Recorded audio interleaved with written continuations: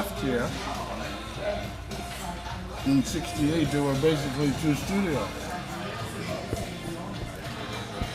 2. I think Metalworks was just beginning, but RCA on Mutual, and was it George Simpew? Do you happen to know George? He's an engineer, very good. And Toronto Sound, I think. Sackville. Oh, Sackville Sounds. Yeah. And, that was it. So, after having played in New York a couple of times with the Soul Searchers, I realized that I needed to change my location in order to up the ante some. You know what I mean? Now, the Soul Searchers were together 6 years, basically, which was a long time. But we never... A lot of musicians now, they play in more than one band at a time. No one did that then. No one. Whether it was... No, yeah. I mean, if it was John Lee and the Checkmates, that's who played. I mean, you didn't play with other bands. We did... The concept eluded us, you know. I kind of understand why that is. So let me expose myself a little bit. So I have made records on myself as well as other people. And I've made them electronically as well as, you know, digitally as well as, yeah. And so I understand why it doesn't matter in a sense who you go to work with. I mean, because all of the sonics of the digital shit sounds the same. You know what I'm saying? So of course it could be argued that it matters who plays. Still, it matters who plays, what they play. But if that matters so much, then why do they play with everybody? Why do they play with anybody to get a few dollars? I mean, it's ridiculous, right? You have your sound. Yeah, well, the whole thing was when this particular 5 people or these particular 6 or whatever the group was, the amazing thing was the minute somebody said 3, 4, those particular people created the same sound all the time. And that was the beauty of it. So that's how I knew it was the Chambers Brothers before Lester sang a note. You could hear it, you could feel it. And then I knew it was Gracie Slick and, and I knew it was Grateful Dead, and I knew, everybody knew. Everybody had a distinctive sound. All acts had a distinctive sound, which you can't argue with that. Even the vocal groups. But now it's that mechanical bullshit that makes everybody sound the same. You know what I mean? And I mean, I think the way record companies view it, that's what they want. Because if they have a hit with this guy and he's using that sound, now they're looking for, all the record companies want somebody that sounds like that. Well, all you gotta do is turn the shit on. Well, that's why the jazz bars are still around, still thriving. Are they thriving, you think? I mean, I hope that's true. I mean, I don't know. Well, that's a good question. I know a few jazz musicians in town. I know lots of them, but they never get paid. That's they never. It takes a long time to learn to transpose, to be able to play in any key, to be as dexterous in every key, to know what to do, to be able to modulate in the middle of a song. You don't get that in this bang bang. You know what I mean? Rock and roll players, most of them, we play, most of it's in C or D or whatever. It takes a long time to get there. And that comes from sitting in, basically. It's not always rehearsal. It's what happens when you haven't rehearsed it. And here we are on the stage together, and we've never played together before. Shouldn't matter. It shouldn't matter. It could be decent anyway. So, why don't you do a little bit of name dropping? Who were some of the big name people you played with? Oh, share the stage with? Oh, everybody. Let me see. So I did the Doors and the Chambers Brothers and Tiny Tim. I include Tiny because he was totally genuine. Paul Butterfield, Buddy Miles. Never got to play with Jimmy, although I did hang out with him a bit. But I didn't get to play with him. Where was that? He used to leave his equipment in my house. Really? New York.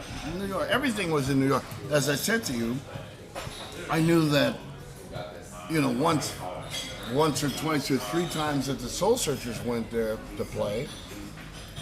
I mean, after 2 weeks, everybody that came to see you. And that was also made a big impression on me, was that, holy shit, Jimi Hendrix is coming here to see us.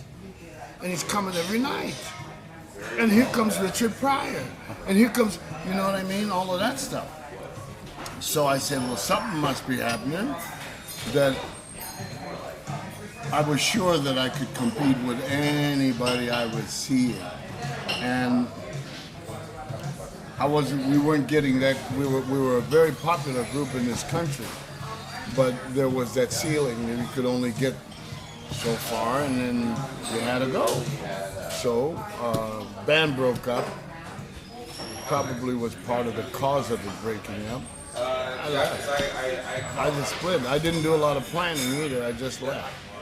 I had a room on Admiral Road.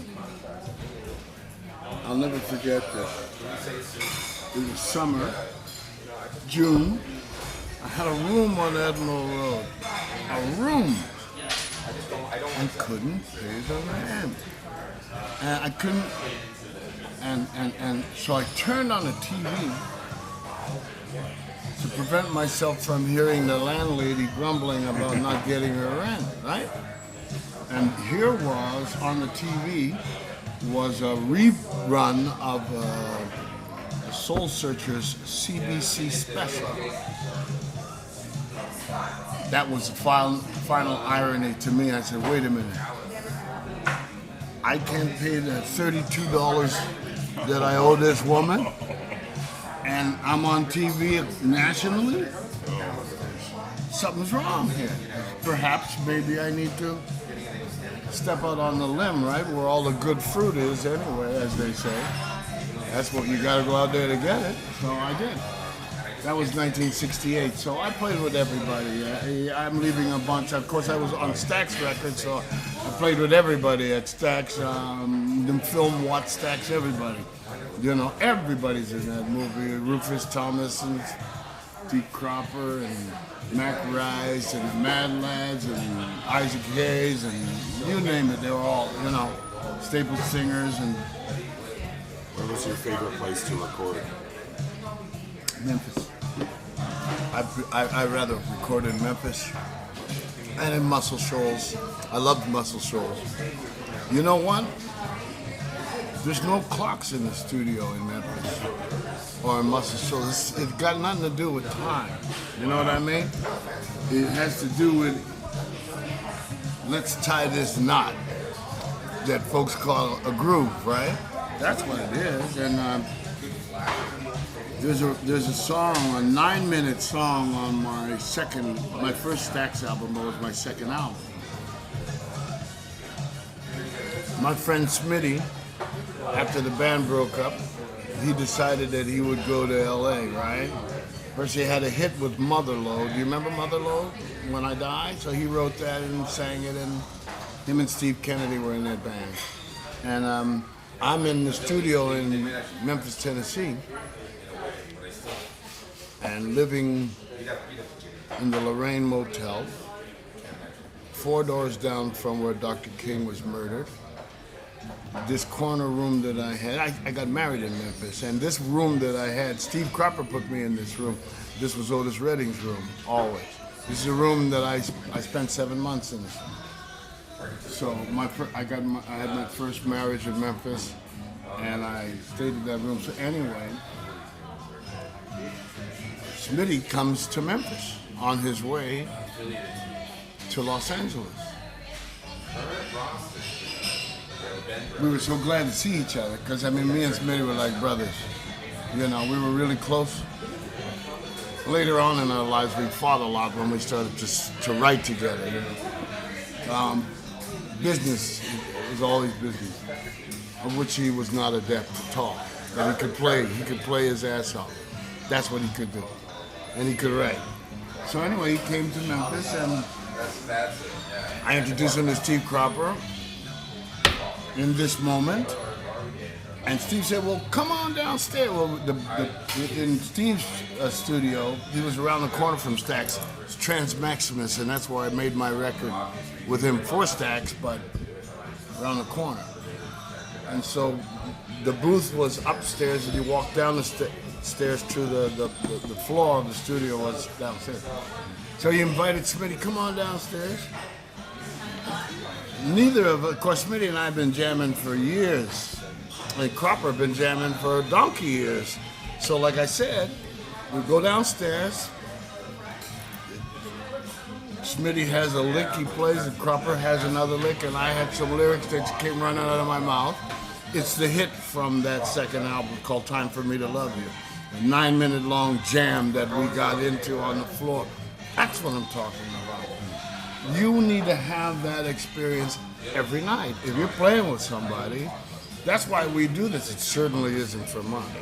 Certainly not in the beginning anyway, right? Yeah. And so certainly not in the beginning it ain't about money, because it's probably costing you more to live this way than you're getting paid. Believe me. The Soul Searchers in this town, I'm bopping back and forth, but that's what we had. We could Lomo get it. If you talk to anybody from those days, they'll tell you we were an ass-kicking band. We slammed. And we introduced the Mustang. We had a national TV commercial, Ford commercial. Well, that wasn't done in those days. And especially with an announcement, ladies and gentlemen, Diane Brooks and Eric Mercury for Mustang. Oh, yeah. And I guess that's what, 64, 65? I mean, it's all a big, you know, as we go through these decades, they begin to look alike and sound alike, and 60s could be 70s. People tell me 70s music is great, and I don't know. Some of it I got placed in the 80s, and some of it I have placed in the 60s, but I suppose you're right. I prefer to record in Memphis, Tennessee, and in Muscle Shoals, Alabama. Something about this. I also put. You ever heard of Malaco Sound? It's in Jackson, Mississippi. Very famous place. Everybody records. Everybody who ain't in Memphis and Muscle Shoals are in Jackson. A lot of gospel stuff. Dorothy Moore, Tommy Tate. You know, Luther Ingram was a good pal also. He was on Stax at the same time I was. I did a lot of stuff, and I stayed a while in Jackson, Mississippi. I had a little problem there, that, you know. Anyway, with the authorities. And I was a kid from the North. You didn't tell me no bullshit about nothing. So I ran into 2 cops in a restaurant that was closed, and the owner was cooking for me and my friend. Now, Carson Whitsitt played in my band, keyboard player. He's from Jackson, Mississippi. Carson's white. And while I was waiting for my green card, you can't leave the United States. When you file, you gotta stay. We came off tour. I wanted to go write. Carson and I wanted to do some writing together, and he said, "You can't leave." I said, "I want to take you to Toronto. We'll be there. We'll come on to my home." I looked at him like this. He said, "Oh no, it's nothing like that. Come with me." So me, like a fool, I went with him. And so we went to a hotel at a penthouse.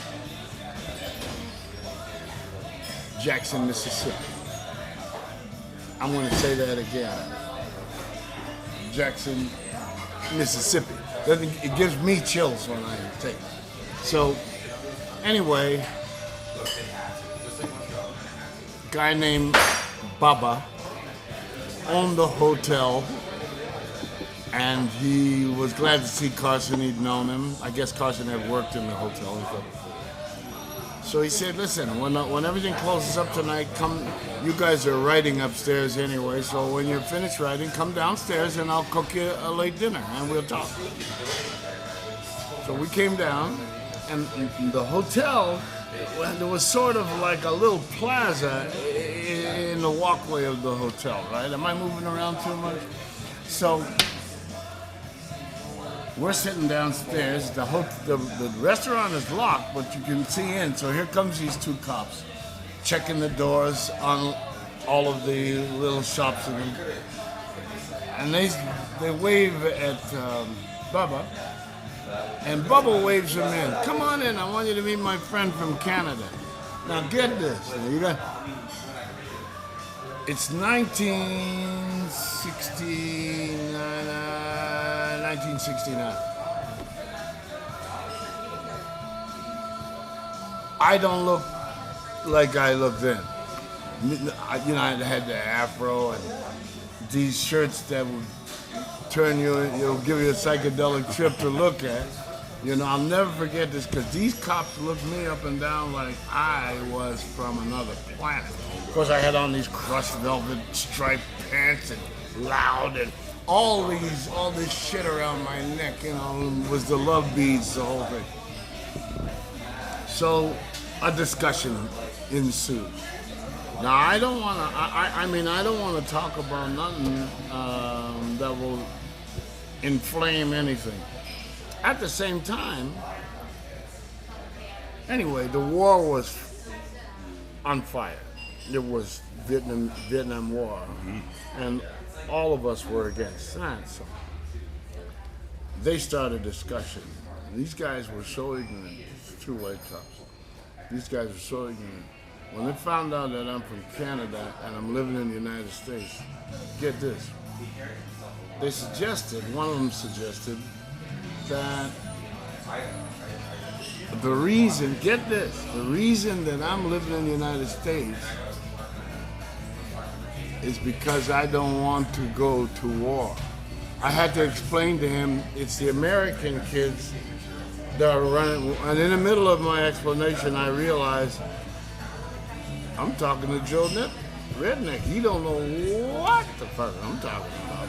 And when I pointed out to him that he was mistaken and he had it backwards, he got violent. Pulled a gun on me. And there's Carson Whitsitt, Eric Mercury, Bubba, and these two cops in downtown Jackson, Mississippi. Pull a gun out and said something to what I said is so and so and so and so. Then he puts the gun away and he laughs. Him and his partner laugh. We're just kidding. I said to him, I'm pissed now. I said, fuck you. Fuck both of you. In fact, fuck Jackson, Mississippi. Now, they threatened me at that point. Just before I got to town, there was a gentleman that was found outside of Jackson with 2 bullet holes in the back of his head, and I think his arms were broken. It's an old black man. So they threatened me with that kind of treatment. And of course, I'm belligerent, and I'm from Toronto, and you don't talk to me like that. And I said to him, I'm staying in the penthouse. You want me? Come and get me. Tommy Tate will tell you this to this day. Now, when I calmed down, Carson Whitsitt is freaking. Why'd you say that? Why'd you? I said, because they fucked with me a little bit. When I came to my senses, I realized I was in a lot of trouble. So I called my manager. His name was Rick Gunnell. He was the president of the Stigwood organization. Robert Stigwood was my manager. I was with him. I called him. It's 2 o'clock in the morning. I called Eddie Sharan, actually. Eddie Sharan was his assistant. Eddie Sharan is a friend of mine. We call him Shoes, guy from Brooklyn. I told him what happened. Anyway, they got in touch with the FBI office in Jackson, Mississippi. This is going on in the middle of the night. And the story is spreading through the hotel. So I'm told that I'm going to get a call every hour from the authorities until morning comes, and I can catch something smoking and leave Jackson. Well, nothing happened overnight. And so I decided I'm not leaving. I'm going to stay here and write. I'm not scared, and I'm not leaving. Okay? I stayed. Nothing happened. So when I come downstairs the next day, all the help, they know about it. All the help is black. They know. And they're like frightened for me, but proud at the same time. You know.